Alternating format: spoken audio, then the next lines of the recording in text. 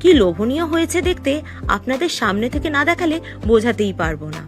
আমি প্রথমেই এই তেল কড়াইতে দিয়ে গরম করে বড়িগুলোকে খুব ভালো করে ভেজে তুলে রেখেছি। তারপর ওই তেলের মধ্যে বেশি কিছু মশলাপাতি দিয়েছি। তার আগে আমি ডিম ভর্তি ইলিশ মাছের মধ্যে নুন হলুদ একটু মাখিয়ে নিয়েছি। ভালোভাবে মাখানো হয়ে গেলে আমি ইলিশ মাছটাকে ওই গরম তেলের মধ্যে ছেড়ে দিয়েছি।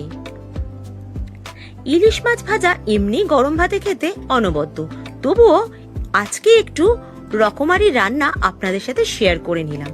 যদিও এটা রকমারি রান্না বলা ভুল, এটা একটা হারিয়ে যাওয়া লস্ট অ্যান্ড রেয়ার রেসিপি, যেখানে আমি জলের মধ্যে নিয়ে নিয়েছি হলুদ গুঁড়ো, লঙ্কা গুঁড়ো, নুন আর জিরের গুঁড়ো আর একটু সামান্য চিনি।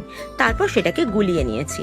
তারপর আমি ওই ইলিশ মাছ ভাজা হচ্ছে যেখানে, তার মধ্যেই চেরা কিছু কাঁচা লঙ্কা দিয়ে দিয়েছি আর দিয়েছি কালো জিরে। মাছটা হতে হতেই আমি তার মধ্যে ওই আগে থেকে গুলে রাখা মশলাটা ঢেলে দেব। ডিম ভর্তি ইলিশ মাছ ভালোবাসে না এরকম মানুষ মেলা ভার। আপনারা কিন্তু অবশ্যই এই রেসিপিটা বাড়িতে বানাবেন। ভাজা ইলিশগুলোর মধ্যে আমি মশলা গলা জল দিতে না দিতেই একটা দারুণ সুগন্ধ বেরিয়েছে। একদিকে সর্ষের তেলের সুগন্ধ আর অন্যদিকে মশলাপাতির একটা গন্ধ, সব মিলেমিশে একটা অন্যরকমই ম্যাজিক্যাল একটা গন্ধ আসছিল আমার নাকে। আপনারা বানালে আপনারা আর নিজেদের রেজিস্ট করতে পারবেন না। ব্যাস হয়ে গেল আমার এই রান্নাটা।